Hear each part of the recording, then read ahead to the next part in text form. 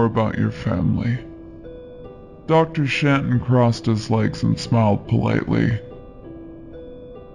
"We're very happy and normal," Dad lied, because he really wanted to be chosen for the stupid study. "My kids are the best. Never give me any trouble." He made us wear our good clothes. George even had a ridiculous boy suit on, with shorts instead of pants.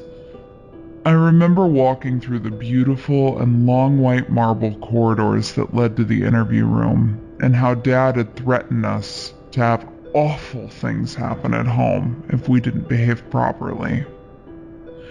"That if we still have a home," Mom muttered in an unpleasant tone, her mouth in a fine line. "Your dad can't find another job." I always knew that our family was very far from happy and normal, but lately, memories have been flooding back. Memories from my childhood. There's no way I'll ever remember Karina, but I remember finding a note among my mother's belongings when I discovered I was a girl and hence absolutely had to use my mother's makeup. At the time, I thought nothing of it. It was a scrambled old paper and my dad's unmistakable ugly calligraphy. "I'm sorry, Sandra, but that baby had something evil." As far as I can remember, George always had a scary imaginary friend. According to him, it was a brown bear with huge jaws that lived in the closet and protected him from monsters. As his older sister, I thought it was cute, his way to cope with fear of the dark. He was being a brave boy. Dr. Shanton asked a lot about our extended family. Now I know that his team wanted to make sure we wouldn't be missed. "Both our parents unfortunately passed," my mother answered, simply. "I never met Dad's parents, but I remembered my other grandmother faintly. Grandma Ada Green, my mother's mom. She died after spending a few days at our house. I was around 6, but I can remember that week clearly now. I remember it so clearly my head hurts. I can almost smell the bitter coffee Mom made her when she was at our house." Our parents put George's bed in my room, because we didn't have a spare bedroom for guests. Grandma Ada stayed at the young boy's bedroom, all painted cerulean. It was the only room in the house that had a walk-in closet. She died after falling from the stairs and snapping her neck. I never saw her body or knew how she really passed until I read the necropsy report years later. I was always a curious brat. Grandma was already too old and frail, so her death was considered accidental. Since my mother, her only daughter, inherited nothing but debits, there was no reason to suspect foul play. "Does your family have some kind of secret, Regis?" Dr. Shanton asked jovially. "Once you're there being monitored, we'll find out anyway, so you'd better tell me now." I really liked Dr. Shanton from the moment I saw him. I met all the other scientists and they were cold, almost rude. When I came up with my plan to escape, I prayed that it was Dr. Shanton on watch. "No, sir, no secrets," Dad responded abruptly. My mother frowned so hard she looked 90 years old. "We had a child that didn't make it," she added, "but it was a long time ago, and those things happen, right, Doctor?" "Of course, madam. I'm sorry for your loss."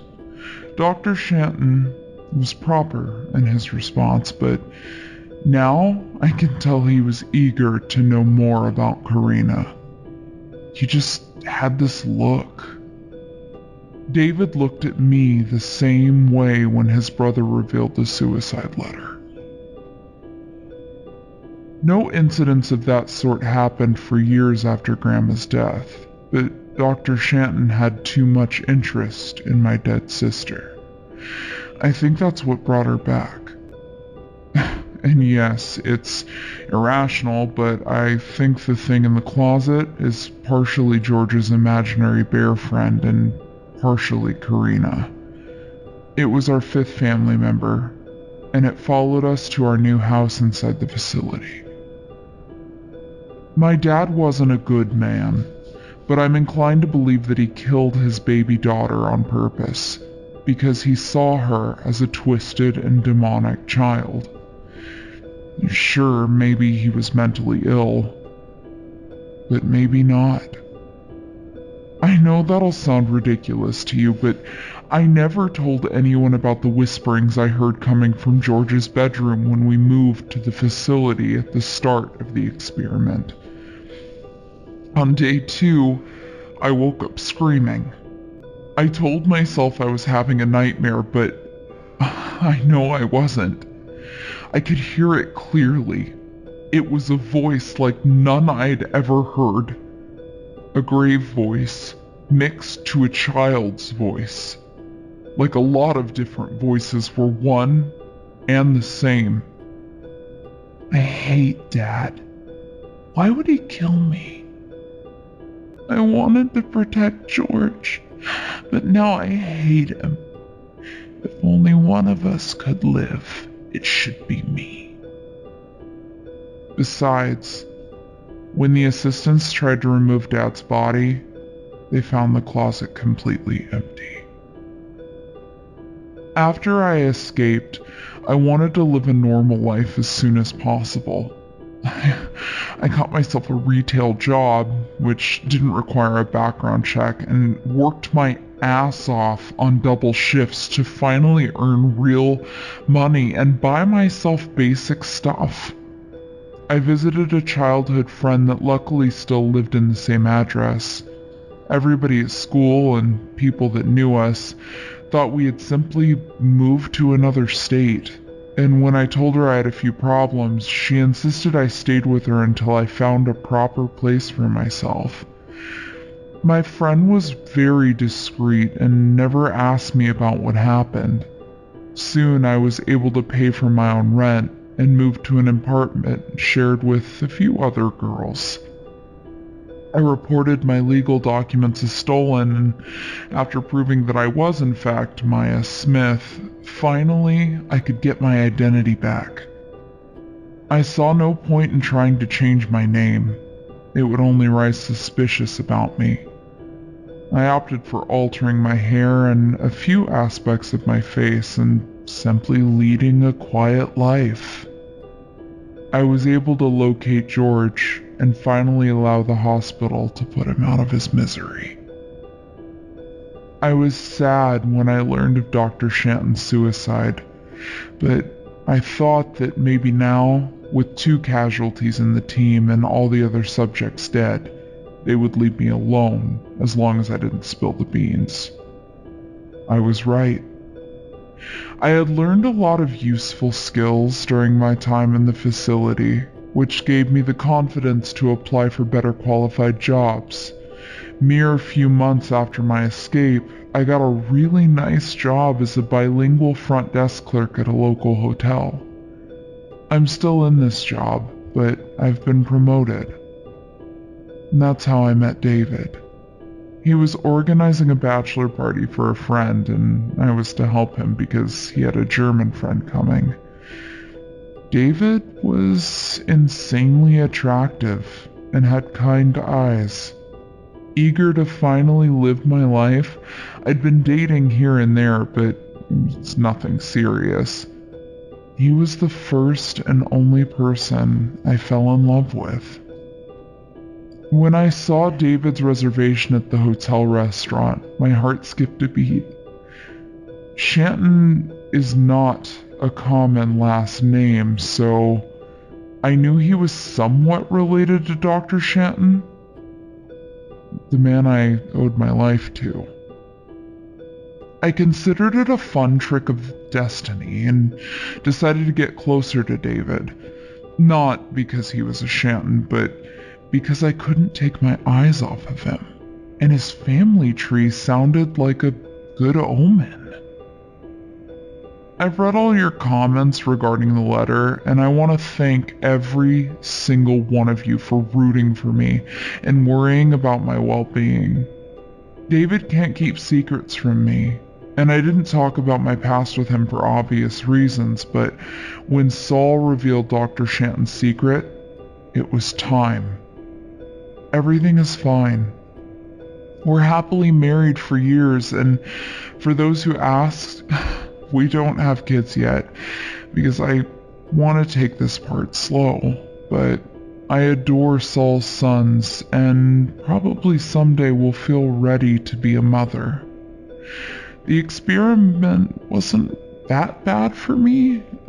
The only thing that pissed me off was that my dad signed a specific clause that didn't unbind me, or George, in case he was alive, from the contract even when we hit 18 years old.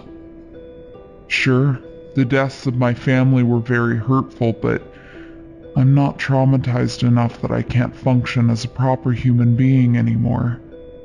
I know a lot of people went through worse than I did, and the only rational thing I can do is live a good life.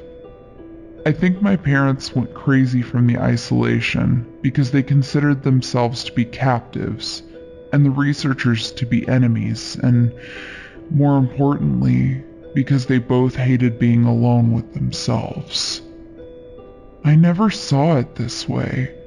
That was my current living situation, and I should make the best of it. Sure, sometimes I freaked out and repeated the same thing 103 times until I got it out of my system and felt mentally stable again, but that was it. It's normal to vent. Most of the time, I always hoped to bore the researchers to death and be released. And that's one of the things that kept me sane. I was looking forward to a future. Poor George was scared and probably haunted. Mom was always weak-willed and Dad spiraled in his madness. None of them could see a future. None of them could do it even before we were isolated, if I had to guess.